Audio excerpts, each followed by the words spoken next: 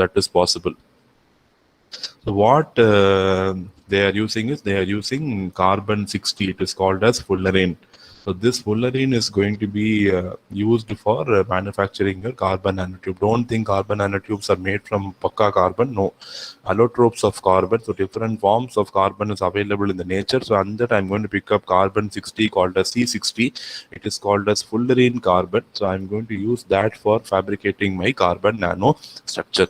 Okay, so there are a lot of methods where you can produce carbon and fullerene nanotechniques, where fullerenes are very first observed after vaporizing graphite.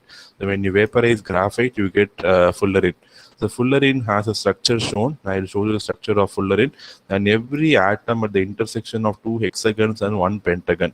The numbered ones are pentagons. There are 12 pentagons and 20 hexagons in a fullerene module.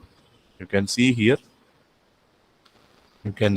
This is the structure of a fullerene. So fullerene is a spherical compound. So it will have C60, right? So it will have 60 atoms. And the numbered ones, what you see are pentagons. You can see these numbered ones, you have only 5. They have only 5 edges. Whereas other things, the unnumbered ones are hexagons where they have 6 edges. So you can see this is the structure of a fullerene. So it is a fullerene carbon nanostructure, and it has close to 60 atoms. And among the 60 atoms, it has a structure of pentagons and hexagons. So at the intersection of two hexagons and one pentagon, you have a carbon atom.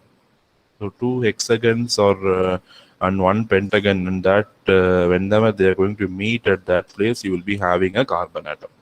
Okay, that is what is shown here. Each carbon atom is present at the intersection of two hexagons and one pentagon. So numbered ones are pentagons and unnumbered ones are hexagons. Totally you have 12 pentagons and 20 hexagons in this structure. So you can see the pentagons are named from 1 to 12. 1, 2, 3, 4, 5, 6, 7, 8, 9, 10, 11, 12. And remaining 20 hexagons you have in this structure.